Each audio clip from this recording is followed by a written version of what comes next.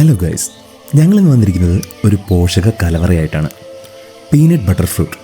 ഒരു കൊച്ചുകുട്ടിയെ പോലെ എന്താണിതെന്ന് അറിയാനുള്ള കൗതുകം എനിക്കുമുണ്ടായിരുന്നു. എന്നേക്കാൾ ഇതിൻ്റെ രുചി അറിയാനുള്ള തിടുക്കമാണ് ജൂലിക്ക്. എല്ലാം രുചിച്ച് ആസ്വദിച്ച് കഴിക്കുന്ന ഇവൾ എനിക്ക് എന്നും ഒരു അത്ഭുതം തന്നെ. ഇങ്ങനെ ഒരു ബ്രീഡ് ഈ ലോകത്ത് തന്നെ വളരെ വിരളമാകും. ഇവളുടെ കാര്യത്തിൽ ഞാനൊരു വാചാലനാണ്.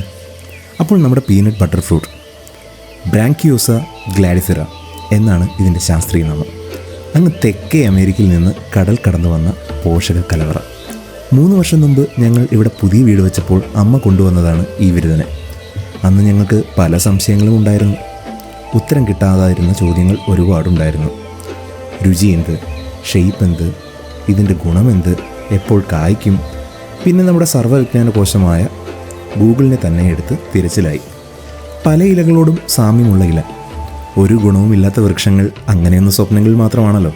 അതുകൊണ്ട് ഇവനും വീട്ടുമുറ്റത്ത് തന്നെ സ്ഥാനം കൊടുത്തു. മൽബറിയുടെ അടുത്ത് രണ്ടും സമപ്രായക്കാരായി വളർന്നു. പക്ഷേ ഈ 3 വർഷം അവർക്ക് മത്സരങ്ങളുടെ കാലയളവായിരുന്നു. രണ്ടുപേരും ഒപ്പത്തിനൊപ്പം പരസ്പരം തലോടി വളർന്നു, പൂത്തു, കായ്ച്ചു. കണിക്കൊന്നയ്ക്ക് സമാനമായ നല്ല മഞ്ഞ നിറമുള്ള പൂക്കൾ, തേനീച്ചകളുടെ സ്ഥിരം സന്ദർശന സ്ഥലം. ഗുരു സിനിമയിൽ നമ്മുടെ ലാലേട്ടൻ കഴിക്കുന്ന ഇലാമ പഴമില്ലേ, അതിൻ്റെ അതേ രൂപമൊക്കെയാണ്. പക്ഷേ അവൻ ഭീമാകാരനും ഇവനോ ഇത്തിരി കുഞ്ഞ്. കാപ്പിക്കുരുക്കൾ പോലെ ചെറിയ ചെറിയ കായകൾ, ഒരു കുലയിൽ തന്നെ അനേകമുള്ളതുകൊണ്ട് ക്ഷമം തെല്ലുമില്ലാത്തതുകൊണ്ടും രുചിച്ചു നോക്കി.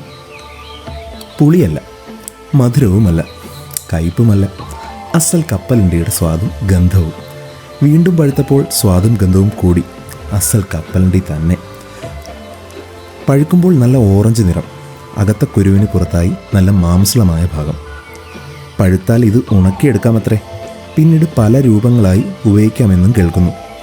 ഞങ്ങൾക്ക് അപരിചിതനായ ഈ പീനട്ട് ബട്ടർ ഫ്രൂട്ടിൻ്റെ വിവരങ്ങൾ നിങ്ങൾക്കറിയാമെങ്കിൽ തീർച്ചയായും കമൻ്റ് ഇടുക.